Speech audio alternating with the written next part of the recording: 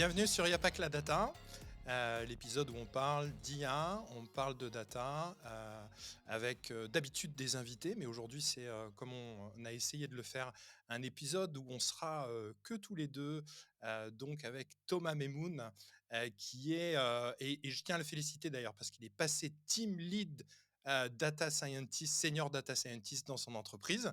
Voilà, moi je suis Pierre Vanier, je suis, PDG, fondateur de la société Flint, société de conseil en data, en IA. On fait des podcasts, on fait des meet-ups. Vous me voyez des fois en conférence. Vous me voyez aussi des fois montrer ma tête, passer ma tête et expliquer la tech à la télévision.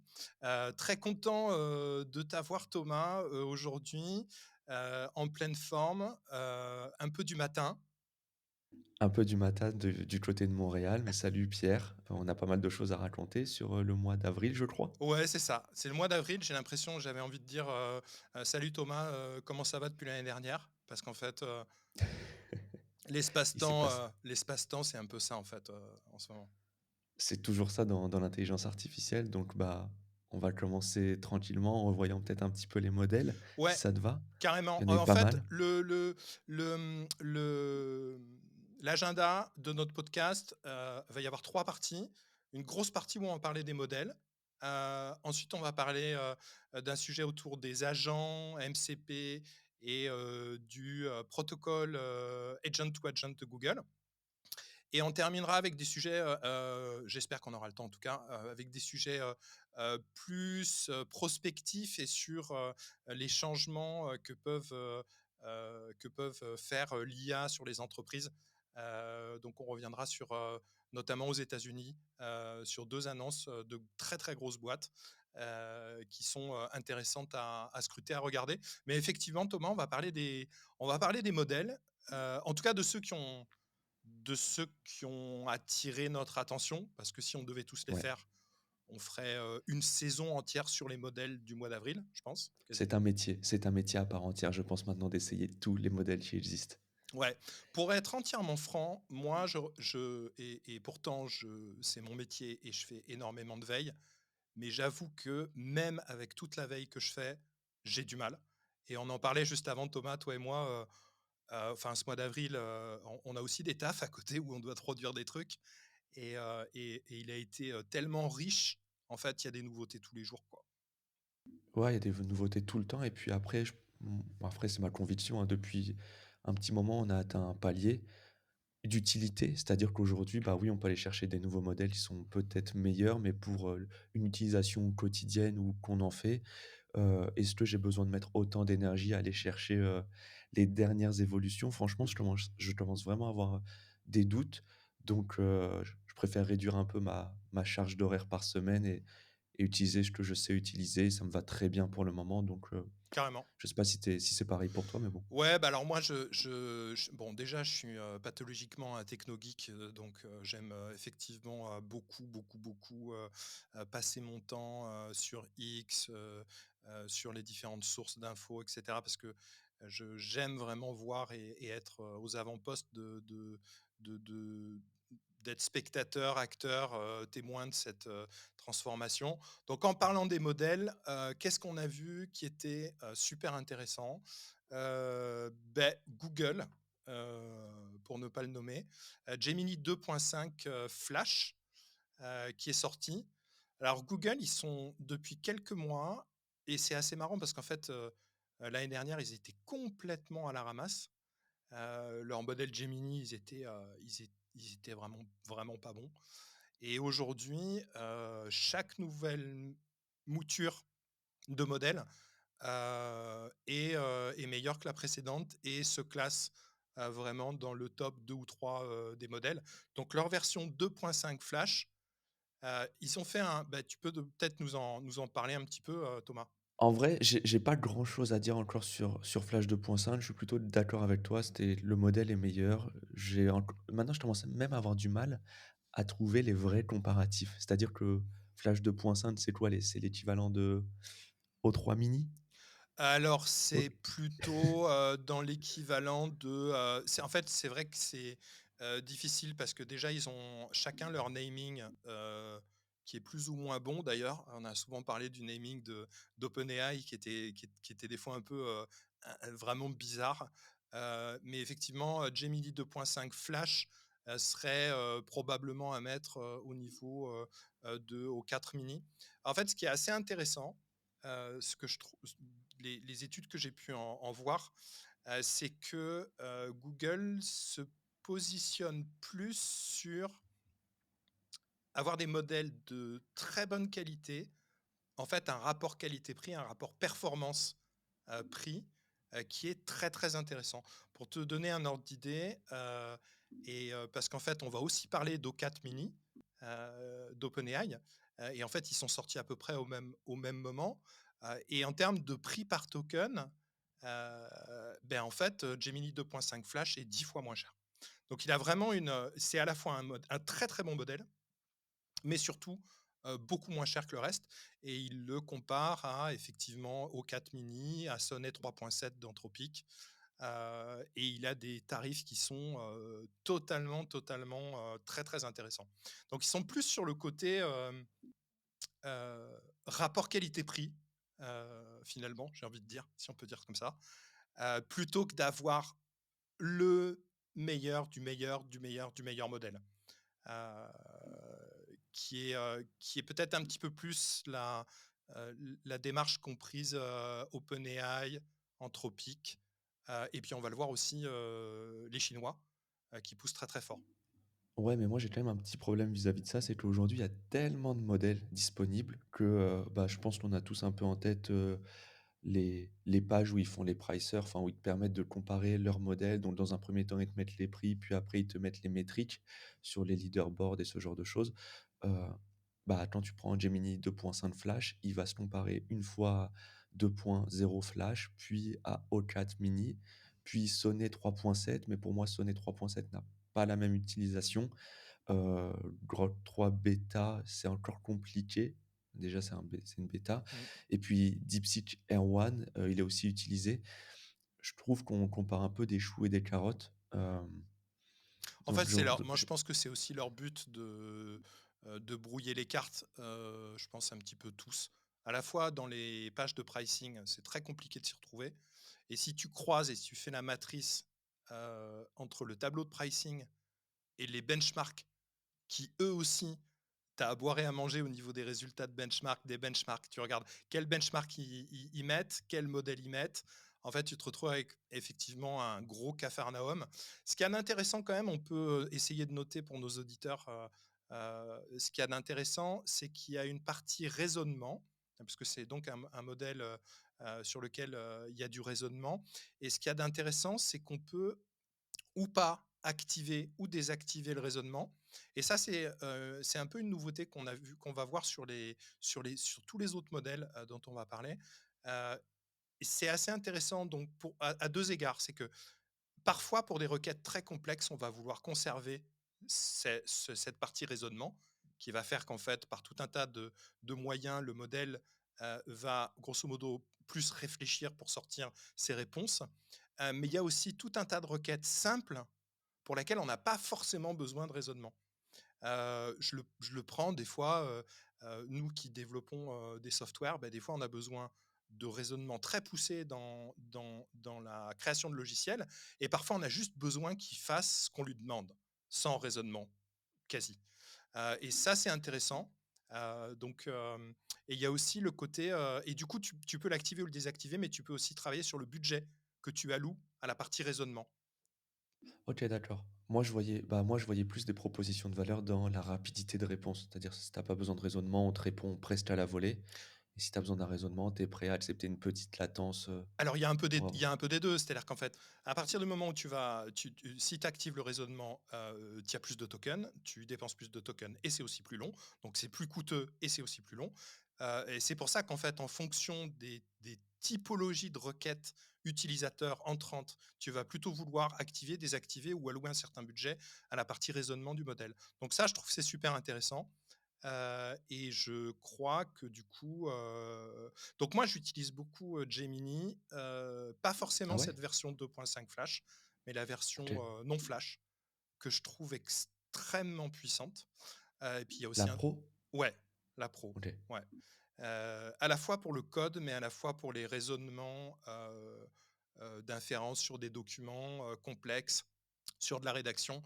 Moi, aujourd'hui, je trouve que ça fait vraiment, c'est probablement le meilleur modèle, aujourd'hui. Heu, OK, parce que j'ai vraiment la sensation que ça reste le mal-aimé, Google pour tout ce que ça représente derrière, que c'est encore un modèle qui a du mal à être utilisé. dans en ce qui concerne le développement, il y a beaucoup de développeurs qui sont passés de Sonnet 3.7 qui était, encore, à notre dernier, je crois, en fait, à notre dernier, point d'actu, c'était encore, le modèle qui était sous les feux de la rampe et aujourd'hui, on est plus effectivement sur, 2.5 Pro, qui est vraiment très bon et qui est aussi, ils se battent aussi avec, O3 d'OpenAI, OK, bon, on va reparler de Google, je pense, juste après avec, les agents ou agents. clairement. Est-ce qu'on n'irait pas chez Alibaba, enfin Qwen, Ouais. rapidement? Ouais, alors, Allez. c'est marrant parce qu'en fait, je vais juste faire un parallèle, mais donc Alibaba, a sorti, Qwen 3 qui est le successeur de Qwen 2.5. Ce qu'il y a d'assez intéressant, c'est que, ces sorties de modèles chinois, open source, open weight pour la plupart, heu, très puissants, sont en fait on peut faire une analogie et presque non, je vais même plutôt dire il y a carrément quasi une bijection entre la guerre commerciale que se livrent les États-Unis et la Chine vis-à-vis des droits de douane, et cetera, et la guerre des modèles LLM et de l'IA, quand on parle, c'est-à-dire que OpenAI a sorti un O3, Google a sorti un Gemini 2.5 Flash, et cetera, et bing, en fait, réponse du berger à la bergère, Qwen 3 qui sort. Ouais, et puis il y a plein de sujets intéressants puisque je crois qu'OpenAI veulent aussi ouvrir un modèle, Oui, pour, plus de transparence. tout à fait. Mais pour être bien clair sur Qwen 3, je crois qu'il y a eu 6 modèles qui sont sortis sur Qwen 3. Il y en a 2 qui sont open weight et 4 qui sont un peu plus opaques. Ouais, tout à Et fait. on Je peut crois que peut-être c'est se les plus concentrer. je crois que c'est les plus gros. Donc déjà, c'est des modèles qui sont, en fait, il y en a différents, mais il y en a qui sont plutôt mixture of experts. Ça va de 0,6 milliard de paramètres à 235 milliards, donc 235 B. Et effectivement, c'est des modèles de raisonnement hybride. Donc raisonnement hybride, on en revient à ce qu'on disait tout à l'heure avec, Gemini. C'est-à-dire qu'en fait, il y a la possibilité, d'alterner entre un mode thinking, donc raisonnement, et un mode non-thinking, non-raisonnement, pour les réponses plus expéditives. S'il a été entraîné, il a un support sur 119 langues et dialectes, il est, très impressionnant. Alors moi, je l'ai essayé ce matin, donc j'ai téléchargé la version 30 milliards, 30 B. Je crois qu'elle était quantisée à 8 bits, ce qui fait que ça fait à peu près 30 gigas de modèles, sur mon MacBook Pro, qui a un M4 Max avec 64 gigas de RAM. Et j'ai pu le faire tourner et je l'ai fait tourner avec la librairie qu'on appelle MLXLM, qui est en fait la librairie qui permet d'utiliser toute la couche, dédiée au machine learning, sur les processeurs Apple Silicon. J'ai été très impressionné à la fois pour la rapidité, parce qu'on j'étais sur quasi 1000 tokens secondes en réponse. Et j'ai fait 2 tests. J'ai fait 2 tests de code.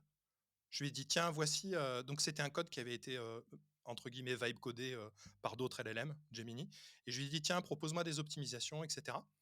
Heu, un code HTML et un code un petit peu plus puissant avec du Python, avec du multiprocessing, avec des choses un petit peu plus complexes. J'ai pas été j'ai pas été soufflé, j'ai pas été bluffé. C'est-à-dire qu'en fait, je lui ai demandé des améliorations et en fait, les améliorations étaient plus dans mon code, étaient plus dans du domaine de la cosmétique que des vrais, vrais, vrais game changers d'amélioration. Par contre, je lui ai filé un document business, heu, assez complexe, assez avancé, et je lui ai demandé de me trouver des trous dans la raquette, des gaps, et de challenger le document. Et là, par contre, j'ai été beaucoup plus impressionné par la capacité analytique, en fait.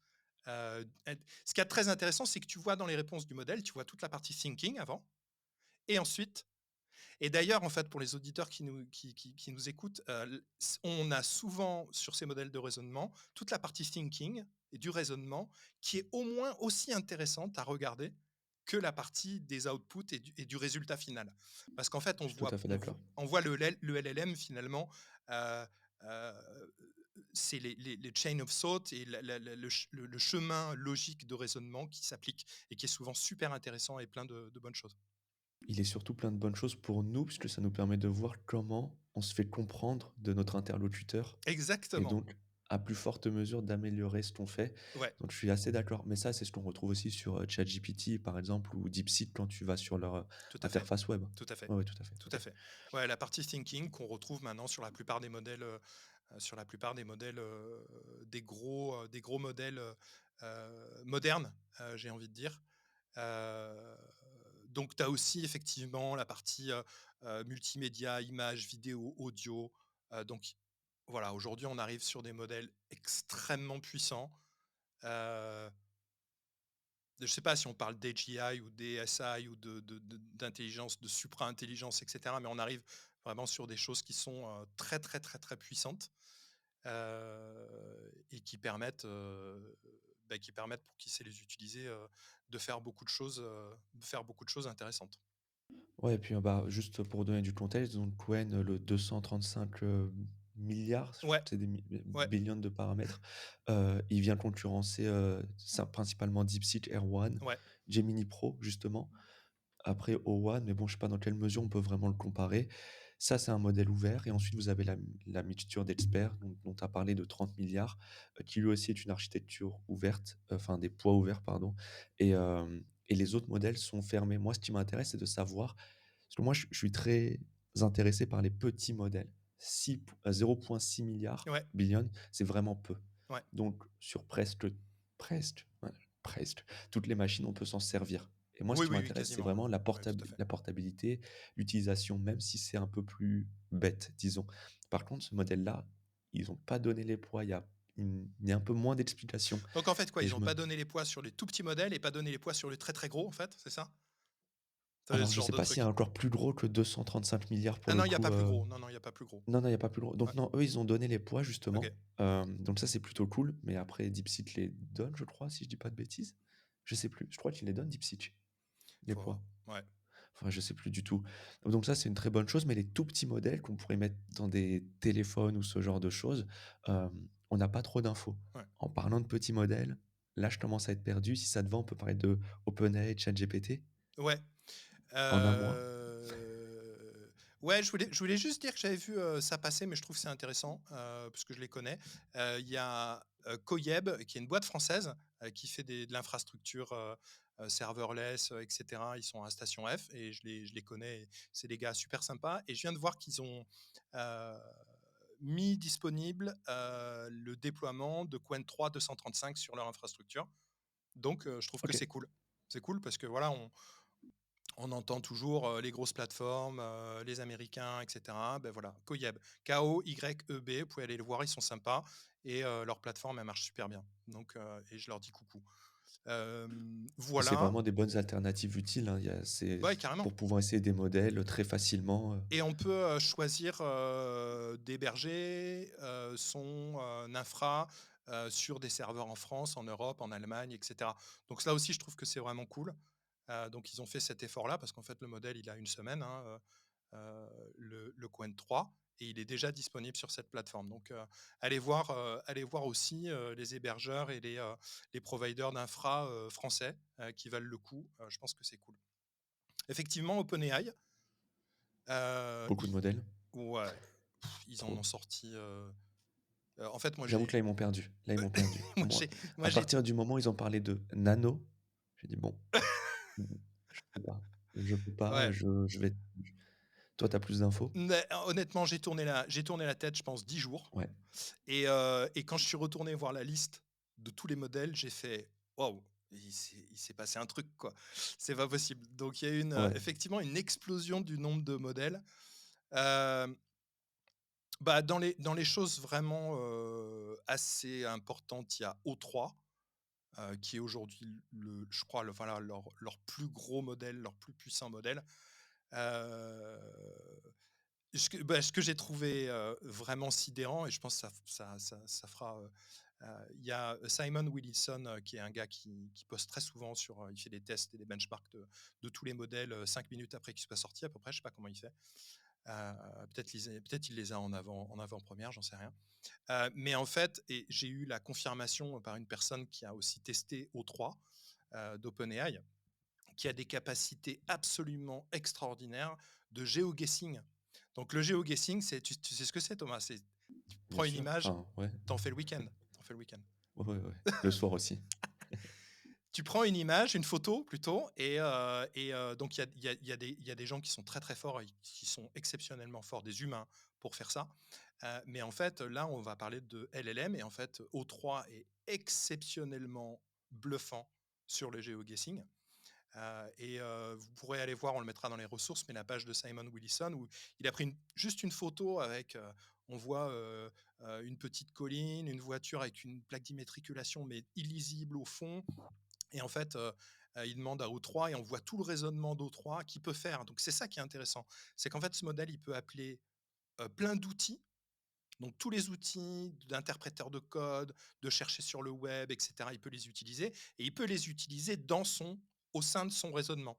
D'ailleurs, comme Qwen aussi, qui est très fort pour le tool calling, donc l'appel d'outils pendant la phase de raisonnement et même aussi potentiellement de MCP. C'est-à-dire qu'en fait, on pourrait, dans la phase de raisonnement de Qwen, appeler des MCP, etc. Donc en fait, on arrive vraiment à des phases de raisonnement qui peuvent être extrêmement puissantes et donc, du coup, pour en revenir à O3, O3 a deviné à 2 kilomètres près l'endroit où était prise la photo, sans indice marquant. Et ça fait un peu froid dans le dos. Ça fait quand même un peu froid dans le dos, quoi. OK. Moi, je trouve que ça fera un bon détective à la limite, mais c'est C'est ouais, bluffant. Je trouve que c'est je bluffant, c'est moi. bluffant. C'est bluffant. Après, est-ce que ça fait froid dans le dos? J'en sais rien.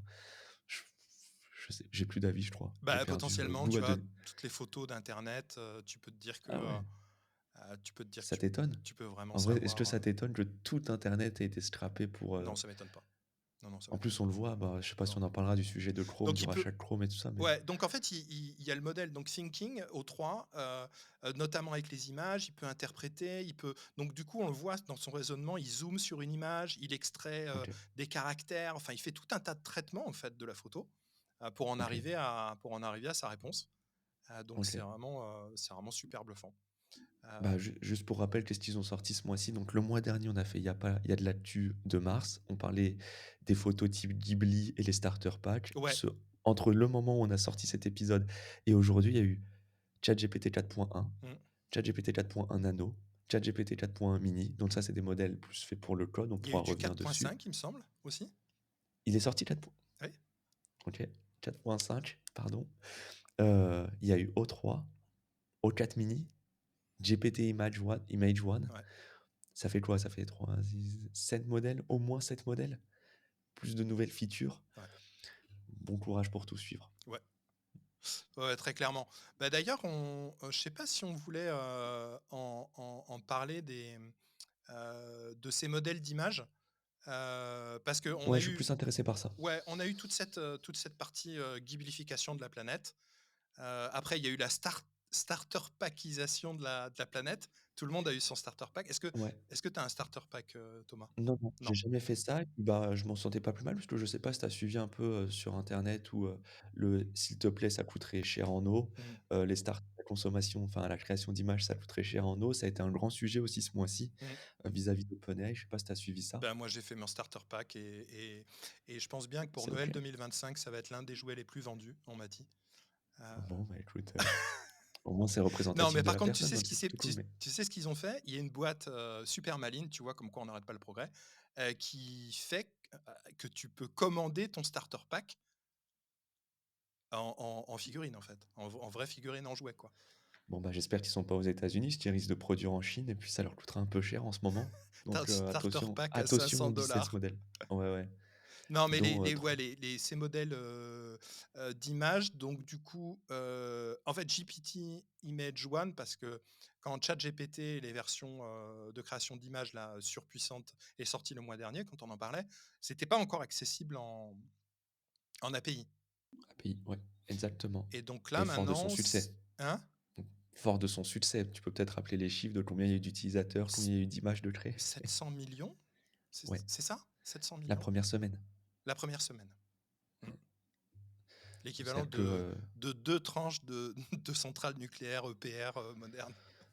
ouais, c'est ça et puis en fait, bah, tu te rends compte que les gens ils s'amusent puisqu'il y a eu 130 millions d'utilisateurs, uniques de souvenirs et donc, bah, 700 millions ça fait presque, 6 photos par personne. Donc il y a un message fort moi je trouve, 130 millions de personnes, c'est 2 fois la France. Mm.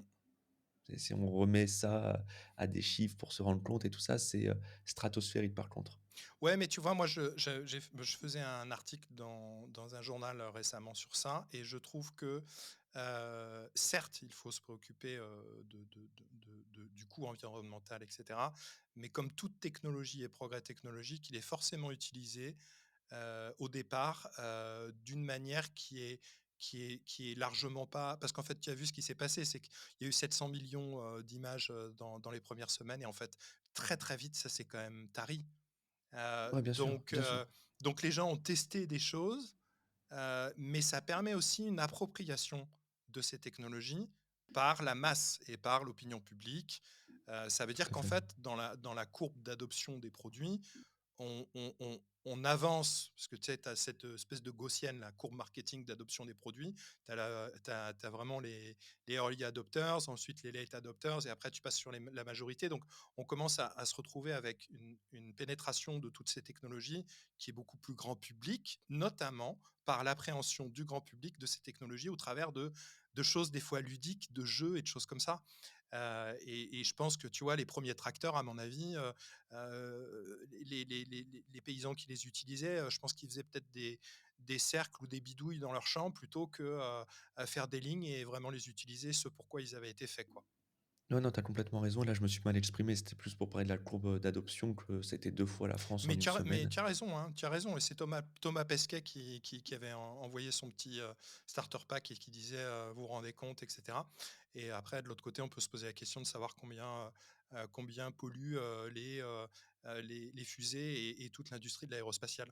Et donc, en fait, à ce moment-là, on s'aperçoit que voilà, C'est sans fin. mon téléphone, et puis le micro, et puis l'ordinateur, etc., etc. Donc, c'est vrai Ouais, que ouais, je suis d'accord avec toi et puis j'ai toujours un problème, c'est qu'il faudrait pas s'arrêter à l'utilisation quand on fait notre requête. Ce qui compte, c'est l'entraînement qui est beaucoup plus gourmand. oui, Mais bon, c'est un autre sujet et là, on n'en sait rien en fait de combien non, je n'ose même pas imaginer combien de modèles sont entraînés, chez OpenAI avant d'en sortir un.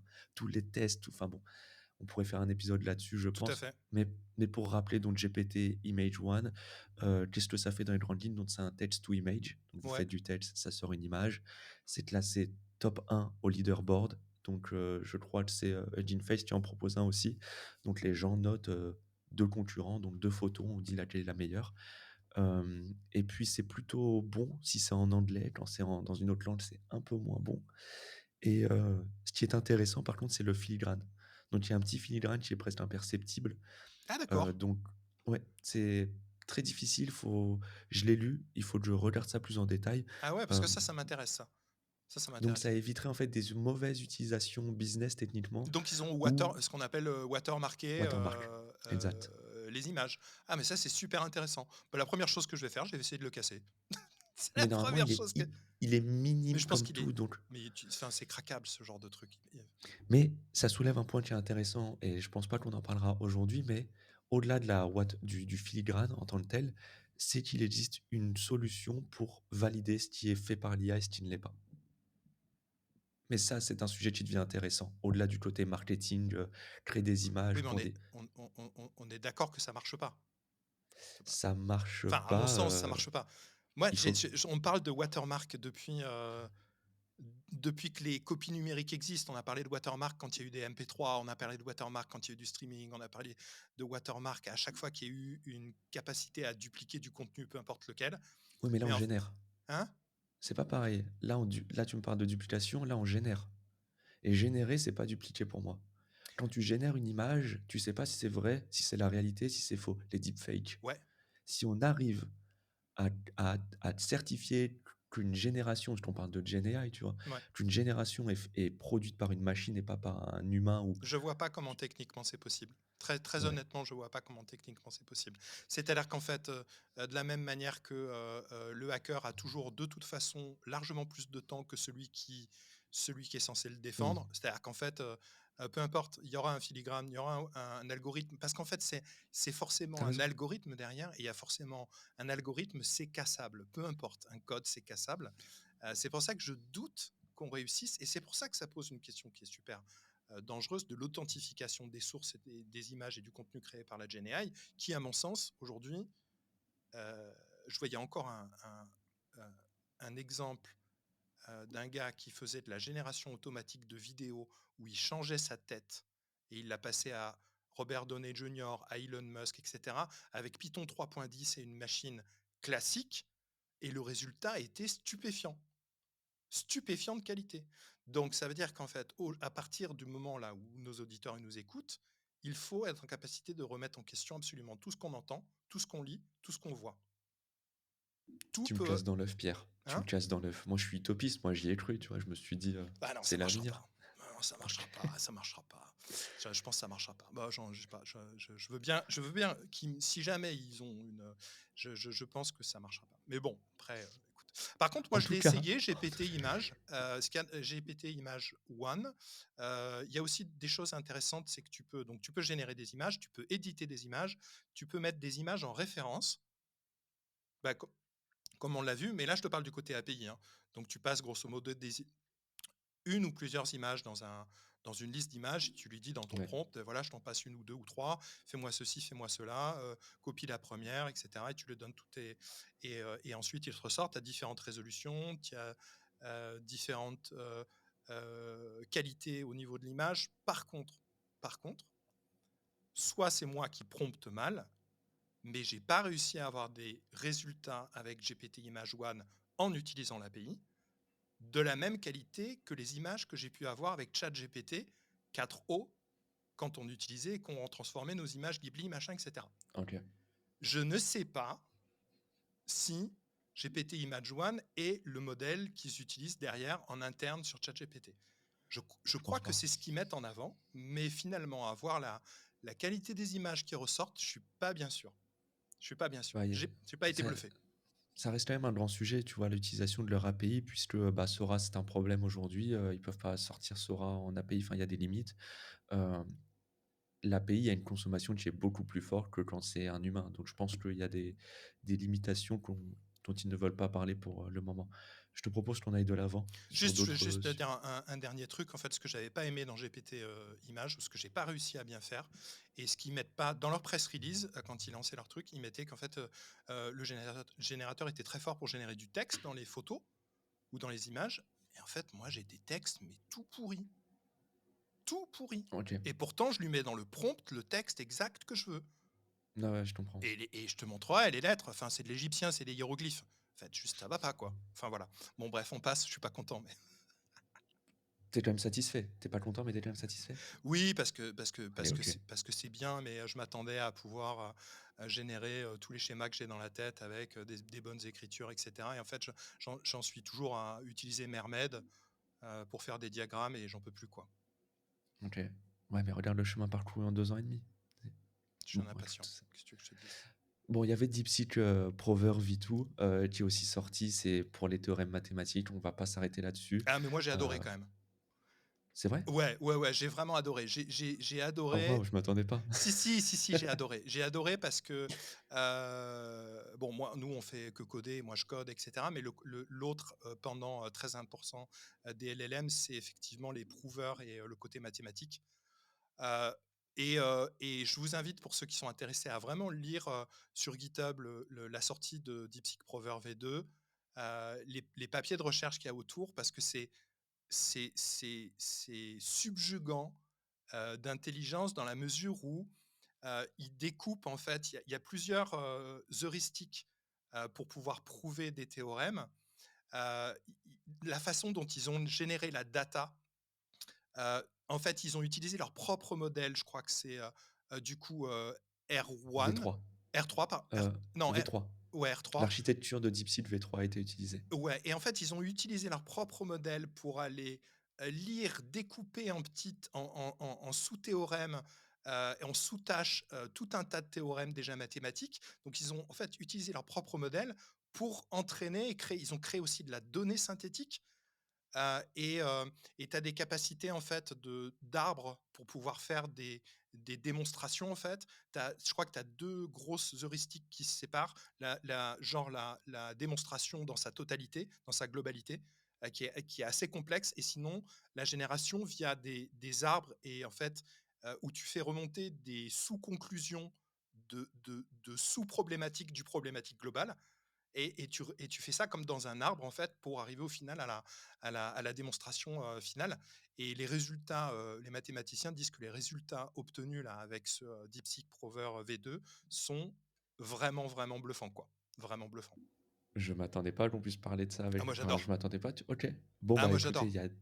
il y a 2 modèles qui sont sortis. Un modèle à 671 milliards billion, donc 3 fois plus que le Qwen, et un autre à 7 milliards qui est un peu plus optimisé, disons. Ouais. Donc qui permet de prouver des théorèmes mathématiques et dont les tâches, elles sont peut-être en fait, l'objectif, c'est de l'utiliser pour des tâches un peu plus, heu, ouais, comme des problèmes mathématiques, c'est-à-dire sans vraie réponse, où il faut vraiment chercher à travers le temps. Donc voilà. Ouais, moi, ce que je crois derrière, c'est que ça fait aussi avancer, les prouveurs d'une certaine manière. C'est-à-dire que, aujourd'hui, ce qui est problématique avec les IA, c'est le côté non déterministe, le côté probabiliste et la difficulté qu'on a à refaire 2 fois, le même résultat et cetera et donc du coup, l'explicabilité, la transparence, l'observabilité, tous ces problèmes, grosso modo, en fait, ce que ça veut dire, c'est des mots compliqués, mais ça veut dire personne ne comprend rien à ce qui se passe dans le moteur des LLM, à peu près, dans une certaine mesure, hein, dans une certaine mesure. Et en fait, d'avancer sur ces typologies de problématiques-là, de créer des LLM et des modèles qui sont spécialisés justement dans des preuves, parce que les mathématiques sont des langages formels beaucoup moins ambigus dans leur grammaire que le langage naturel, etc.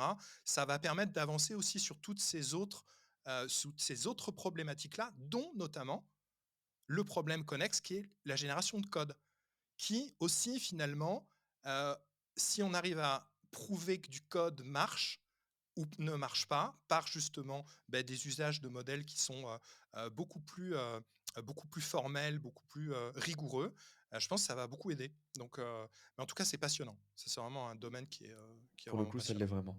Et c'est dommage que ça fait peut-être un peu moins de bruit que les autres modèles. Bon, écoute, voilà, Ouais, parce que les maths, enfin là, tu rajoutes des couches, hein, de trucs, indigestes. Les maths sur des ouais. LLM, donc si tu veux. Ouais, ouais, non, tu raison. Écoute, on a plein d'autres sujets.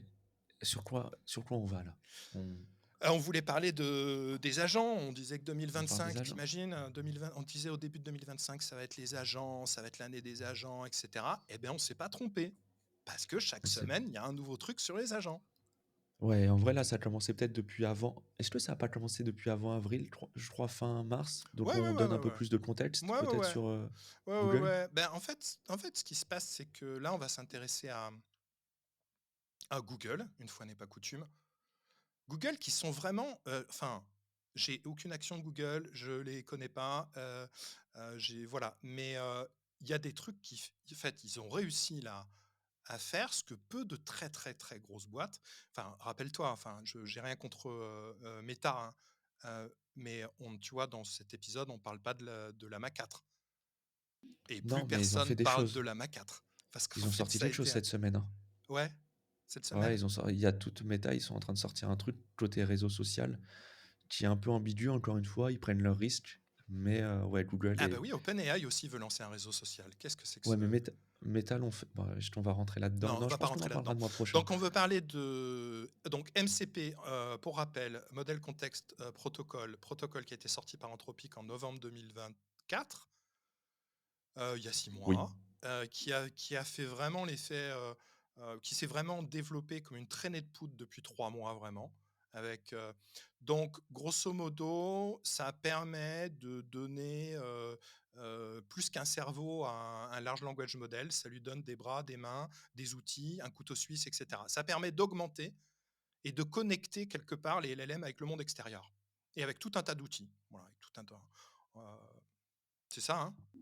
Ouais, bah, c'est une interface, pour les LLM. C'est-à-dire que les LLM vont comprendre, ce qu'ils ont en face d'eux, de façon générique, un peu protocolaire. Et C'est pouvoir comme prendre ça que des je le vois. trucs, pouvoir prendre des outils, utiliser des outils, savoir quel outil utiliser, dans la liste d'outils que leur propose le MCP Server. Parce qu'en fait, c'est ça. Donc grosso modo, par exemple, si vous avez votre LLM, votre ChatGPT et cetera, par définition, il n'est pas équipé ou Claude, votre IA, elle est pas équipée pour aller lire vos mails, par exemple. Bon, ben, en fait, là, il y a la possibilité de développer un MCP Server qui va être une jointure entre le LLM et le serveur de mail et qui, grosso modo, va vous donner tout un tas de primitifs pour lire, supprimer, ajouter, écrire un mail, etc. Donc voilà, ça équipe le LLM. Et donc, du coup, après la sortie de ce MCP, très récemment, c'est Google qui a sorti A2A, Agent to Agent. Exact. Et en fait, ce qui s'est passé, c'est que Google s'annonce comme un supporter, de Anthropic, où ça vient s'ajouter comme une couche supplémentaire, au MCP. Heu, donc dans les faits, c'est plutôt très intéressant, mais quand on lit un peu plus ce qu'est le A2A, le agent to agent, on se demande dans quelle mesure, l'un ne va pas manger l'autre. Est-ce que tu peux expliquer ce que c'est peut-être le protocole de Google Ouais. ou? Alors, ce qui est intéressant aussi, c'est qu'entre-temps, le protocole MCP qui a sorti donc Anthropic, ils l'ont open sourcé, ce protocole. Et depuis, il a été, repris par OpenAI. Ça, c'était un gros élément pour MCP et pour la survie de ce protocole, parce que si OpenAI l'avait pas, OpenAI a dit: «Bah, voilà, MCP, c'est un protocole qui est bon, qui fait du sens pour nous, donc nos futurs outils respecteront ou en tout cas, implémenteront, tout ou partie de ce protocole». Donc ça, Tu as c'était raison, cool. et Google, hein, Et Google aussi. Google tout de suite, ils se sont mis Et avec Google aussi. Gmail, Google Drive, ils Ouais, ont pas perdu une seconde, ils ont mis des ouais. serveurs MCP pour ces outils-là. Mais effectivement, heu, le protocole, agent to agent, heu, en fait, je pense qu'il y a à peu près 90 des gens qui déjà ne comprenaient absolument rien à ce qu'était que le MCP. Donc en plus, maintenant, on sort un nouveau protocole qui est agent to agent. Hem, Grosso modo, si je veux bien l'expliquer, c'est que le MCP, il est vraiment côté, LLM. Et le protocole, A2A, Agent to Agent, c'est vraiment un protocole d'intercommunication et de connexion entre des agents ensemble, pas forcément MCP. Donc finalement, je vais prendre un exemple, heu, de ce que pourrait être donc MCP, je vous l'ai pris tout à l'heure, par exemple, vous êtes dans Cloud Desktop, par exemple, et vous avez envie de lire vos documents sur votre Google Drive ou sur votre fichier, ou même sur votre fichier sur votre ordinateur. Ça va appeler un serveur MCP pour que le LLM puisse se connecter à ce serveur-là et dise: «Bah, tiens, lis tel ou tel fichier». Ça, c'est le MCP. Et la partie, agent to agent, on va se retrouver avec des problématiques qui vont être probablement peut-être plus complexes. Par exemple, l'assistance à un voyage multiservice. Tu demandes: «Voilà, je veux planifier mon voyage d'affaires pour Berlin». Donc tu vas avoir une suite d'actions, qui peuvent potentiellement, d'ailleurs, en fait, impliquer des MCP, mais qui vont peut-être faire impliquer plusieurs agents qui vont travailler ensemble. Donc ça se situe à une couche un petit peu différente, mais il est vrai que, c'est d'ailleurs, sur le blog de Coyeb, ils en ont parlé récemment, ils ont fait un article là-dessus. On est en droit de se poser la question de savoir si, est-ce que l'un va pas, c'est compliqué d'avoir des protocoles qui sont si proches, en termes de scope et de périmètre fonctionnel, de se retrouver peut-être avec, l'un qui mange l'autre ou l'un qui est plus utilisé que l'autre. Pourquoi? Parce que, tu auras peut-être une architecture qui sera plus simple, des fois aussi, tout simplement du meilleur marketing et des gens qui sont meilleurs à marketer le protocole lui-même, et ça on sait pas trop, on sait pas trop comment ça va faire. Moi, je l'ai pas encore testé parce que moi j'en étais, toujours au Moi non MCP. plus. J'ai pas eu le temps de le tester, mais j'en ai entendu du bien. J'en ai entendu du bien. OK. Mais tu vois, même moi, les MCP, ça fait 6 mois que ça existe, je vois, ce qu'on peut faire avec. Je ne vois pas encore l'utilité profonde. C'est-à-dire qu'aujourd'hui, il y a c'est un grand débat encore, tu vois? Mais il y a tellement de choses disponibles à faire, à essayer, tout ça, que, bah, les MCP, ouais, c'est trop cool d'un point de vue développement. Heu, est-ce qu'il y a un vrai gain, une utilité, un vrai business à faire? Pour le C'est moment, je c'est vois intéressant ce que tu dis parce qu'en fait, et j'en ai parlé, plusieurs fois cette semaine avec les différents échanges que j'ai pu avoir, soit avec des clients, des prospects, des partenaires, autour de l'IA et cetera.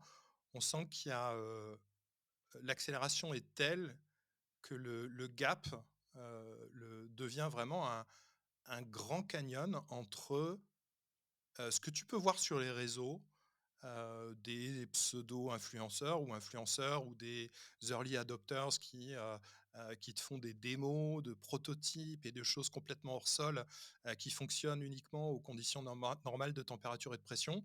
Si jamais il fait 1 degré de plus, ça marche plus. Sur des problématiques qui sont souvent des problématiques que tu retrouves jamais en production ou dans la vraie vie. Et donc ça, c'est le premier point. Et de l'autre côté, la vraie réalité, à la fois des gens, la vraie réalité des entreprises. Toi et moi, on peut en parler, dire, enfin, il y a certaines boîtes, déjà, tu leur parles data, ils sont sous le bureau en train de se protéger, hein. Donc si tu veux, enfin, agent to agent, MCP, cette les entreprises, à mon avis, elles sont, le gros, la enfin, l'énorme majorité, 99 des entreprises, mondiales, sont, complètement à la ramasse par rapport à tout ça. mais Complètement, c'est je veux dire ouais, hors de c'est même hors sujet. Mais ce qui va nous ouais, je suis donner d'ailleurs complètement d'accord. une bonne transition pour le sujet d'après. Une bonne transition pour le sujet d'après et puis je voudrais juste ouvrir une brèche et après on pourra parler d'autre chose. Tu vois, moi, j'avais imaginé que les MCP, ça pouvait être utile pour les bases de données. Tu vois, tu connectes ton agent, enfin ton LLM à une base de données, mais quelle entreprise irait prendre le risque de passer par quelque chose de non déterministe, d'un peu stochastique, pour aller jouer avec une base de données? Imagine, il y a une erreur, imagine, il y a un truc qu'on n'a pas contrôlé, tu vois?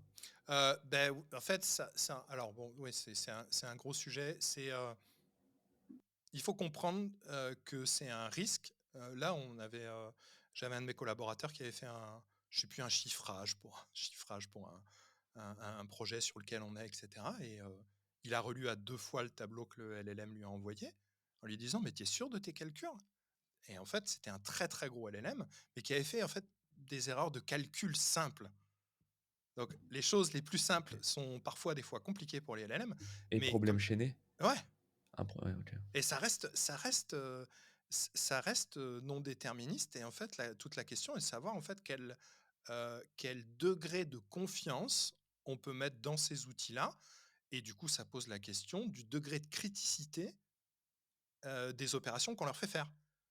Parce que enfin, voilà, effectivement, si, j'en sais rien, tu bases toute ta stratégie, 2026 d'un grand compte, sur, imagine, je sais pas, tu es chez, telle grosse boîte du CAC 40 et le top exécutive, balance toutes ses slides pour, son point stratégique et en fait, bah, juste il y a une erreur, énorme que le LLM fait, mais bon, au fur et à mesure, comme tu les utilises de plus en plus, tu fais de plus en plus confiance, tu remets de moins en moins en question et tu peux te retrouver avec un truc qui est une énormité et potentiellement, c'est ce qui s'était passé avec cette personne qui avait voulu assurer sa propre défense dans un procès et en fait, beh, il avait demandé un LLM de A à Z. Le LLM avait sorti des jurisprudences qui n'existaient pas et le juge s'en était aperçu.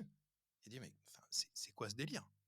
Donc ouais, Ouais, là, c'est ça touche la philosophie, mais ça touche surtout le business. Quand plein d'entreprises ont préparé toute leur data stratégie pour, mettre en place des databases, tu sais, tout ce genre de choses, des data plateformes. quality et cetera, ouais. C'est ça. Je trouve ça dommage de, mettre tout ça un peu à la poubelle et se concentrer que sur les LLM. Je pense qu'il y a des gains partout. Enfin bon, je pense qu'on diverge un C'est petit vrai, peu, mais c'est vrai. c'était un message, mais je suis convaincu que les MCP seront utiles un jour. C'est con, c'est évident. On passe sur Shopify. Ouais, on passe sur un sujet, Chaud. ouais, très chaud, mais très intéressant. On va parler de 2 patrons d'entreprises Ouais. américaines. Alors je sais pas si on peut encore les appeler start-up ou parce que maintenant c'est quand même des Non, très, non, très grosses boîtes, hein. c'est fini ça. La première c'est Duolingo, qui est spécialisée dans l'apprentissage des langues et Ouais, la deuxième c'est Shopify ouais. et ces 2 PDG, ces 2 CEO ont fait passer, des notes, des mémos ou des emails à toute leur entreprise, respectivement. Il s'appelle Louis von Hahn et il s'appelle Tobias Lütke, le PDG de Shopify. Et grosso modo, c'est des lettres et des mémos qui indiquent que toute l'entreprise doit se transformer pour devenir AI-centrique, finalement. Ouais, exactement et ils ont préféré les partager, je crois, c'était sur Twitter Ouais, les c'est 2, ça. les notes plutôt qu'en fait, il y ait des mauvaises interprétations. Donc je trouve ça très honnête. Après, ça a pas dû être accepté par tout le monde, mais je trouve ça très honnête et l'objectif, en fait, c'est, de dire, j'extrapole vraiment beaucoup, mais c'est, si vous voulez une nouvelle personne dans votre équipe, il faut nous prouver que l'IA ne peut pas le faire et pas l'inverse. Donc je trouve qu'il y a un message qui est très fort. Ça, c'est Shopify qui a débuté en début de mois dernier, Ouais, c'est ça. donc en avril. Mm, Et puis il y a Duolingo qui est apparu là, il y a vraiment pas longtemps. mm, Et pour moi, le message est encore plus fort. Ils disent que l'utilisation de l'intelligence artificielle fera partie de toutes les revues annuelles. mm. Et donc, d'une certaine façon, Tu peu importe votre l'objectives, rôle, tu le mets dans ta voilà. politique RH, quelque part. Et je trouve que ça, c'est un message qui est très fort, puisque ça veut dire que peu importe qui vous êtes, vous devez savoir comprendre et à plus forte mesure utiliser cette nouvelle technologie au même titre qu'internet, en fait. Mm. Donc je trouve ça hyper intéressant et en fait, moi, je suis allé chercher un peu plus loin. Je sais pas si tu es au courant du site, Layoff for Your Information? Si, si. Oui, oui. OK. Et effectivement, en fait, moi, C'est un je site voulais faire tu peux dire peut-être pour nos auditeurs, ouais, bien sûr, layoff. pardon. Comment ça s'appelle? FYI, F for Your Ouais, Information, FYI, qui recense l'ensemble de toutes les layoffs et les séries de layoffs, donc de réduction d'effectifs, ouais. principalement en Amérique du Nord, aux États-Unis. Ouais. Et c'était un gros point parce que souvent on a discuté, toi et moi, du fait que tu avais une certaine inquiétude face à l'intelligence artificielle. Le vibe coding, le remplacement, enfin pas la surproductivité, mais le fait qu'on soit plus productif, donc on a besoin de moins de personnes. Mhm. Et toi, en tant que chef d'entreprise, tu es vraiment sensible à ce genre de choses. Et je voulais faire un post LinkedIn en toute transparence l'année dernière et dire, bah effectivement, on a beaucoup de layoffs. Et en fait, en 2024, on a eu peu de layoffs par rapport à 2022 et 2023. C'est-à-dire que l'impact Covid a été plus fort.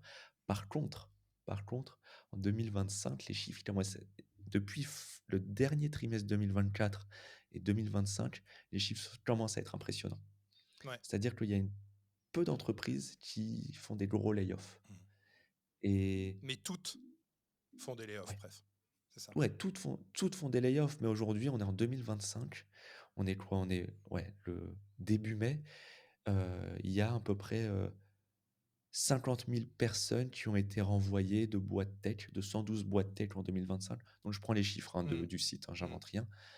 Mais en face, il y a eu 60 000 personnes qui ont été virées avec le nouveau gouvernement américain. Oui, par le Donc, Doge. ouais, Ouais. exactement. Donc, c'est un sujet, mais j'ai encore du mal à voir l'impact de l'intelligence artificielle dans une sorte de grand remplacement, tu vois, dans une sorte de... C'est une vaste question, hein. T'as un Mais avis, toi, là-dessus ou... ah oui, oui, Ok, en fait, moi, c'est une question qui me laisse pas dormir depuis plus de 24 mois, hein. Donc, euh, outre le fait de pouvoir voir l'effet que va avoir et a l'intelligence artificielle sur les layoffs, ce qu'il est aussi important de rappeler, c'est que toutes les nouvelles entreprises qui se créent avec beaucoup moins de personnes pour atteindre le même niveau de création de valeur. Je m'explique. ok, C'est-à-dire qu'en fait, aujourd'hui, tu arrives à des boîtes, et je vais prendre, c'est des exemples que je prends, mais il y en a de plus en plus. Alors certes, elles sont américaines, quoique Lovable, c'est en Suède, mais Cursor, Windsurf, dont il serait peut-être question qu'OpenAI rachète Windsurf, mais toutes ces entreprises start-up qui ont été créées post-ChatGPT, qui sont ultra tech, aujourd'hui, ces entreprises, pour la même ou voire plus de création de valeur, embauchent moins de personnes. Donc tu as en fait un double effet, à la fois du layoff sur les entreprises existantes, mais d'une baisse de nombre d'ouvertures de postes pour les nouvelles entreprises. C'est-à-dire, si demain, moi, je crée une entreprise tech, ou tu crées une entreprise tech, tu vas penser tes softwares et tes services AI-centriques, tu vas embaucher des AI ingénieurs, tu vas embaucher des AI marketeurs, des vibe marketeurs, des vibe engineers, et tu vas embaucher des gens qui vont penser AI first, comme ce que préconisent ces deux CEO dans la transformation de leur entreprise, mais tu vas embaucher beaucoup moins de personnes. C'est une évidence. Et donc, je pense que ça va transformer fondamentalement nos sociétés et fondamentalement le marché du travail de manière globale et de manière très forte dans les 36 mois qui vont arriver.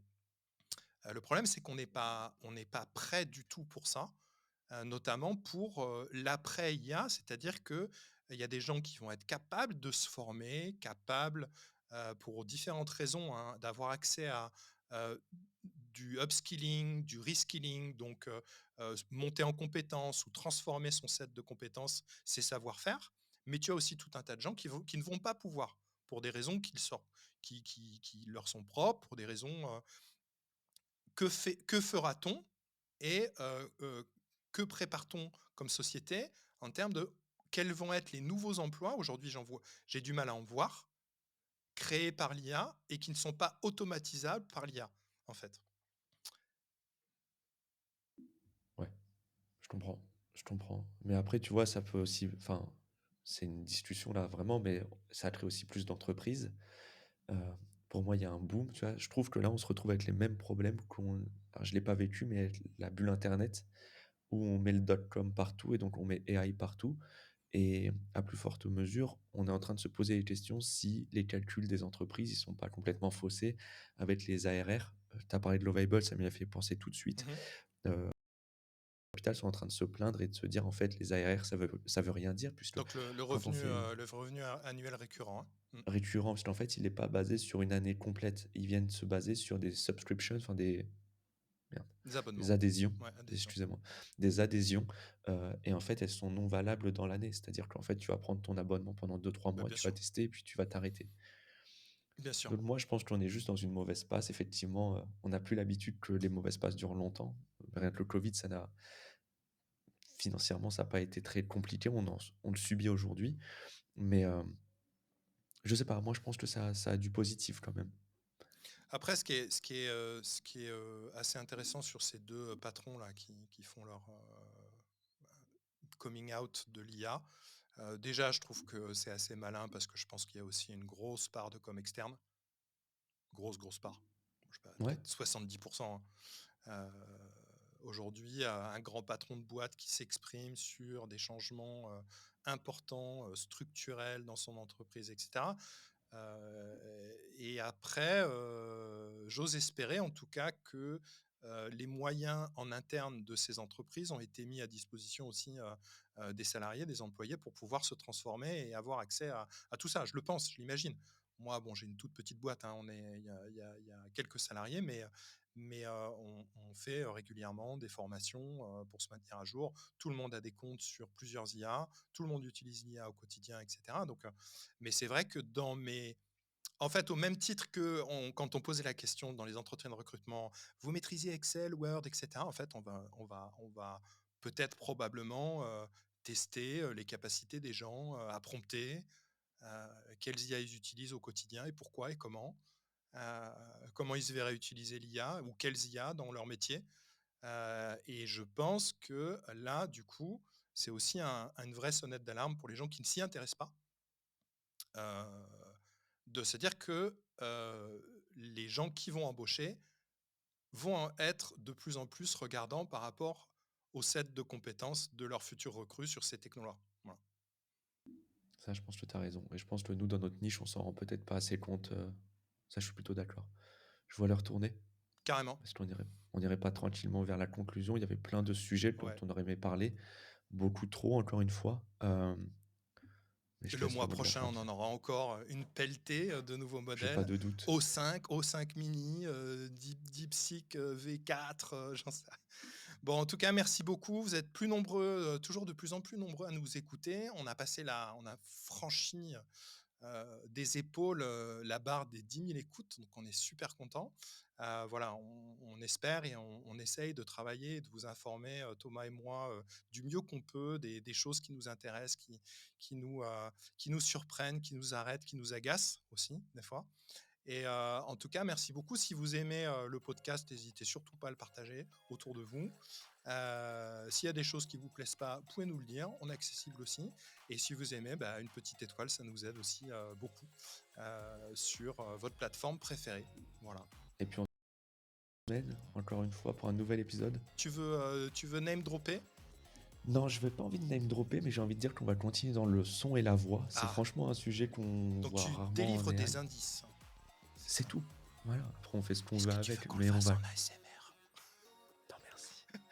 Donc la semaine Mais prochaine, non pas, c'est dans 2 semaines. Dans 2 semaines, c'est dans ça? 2 semaines, Ouais, je dans deux pense que ça semaines. sera dans On 2 semaines. enregistrera effectivement et il sera aussi question de son, de voix et évidemment d'IA et de data. Merci à tous. Ciao.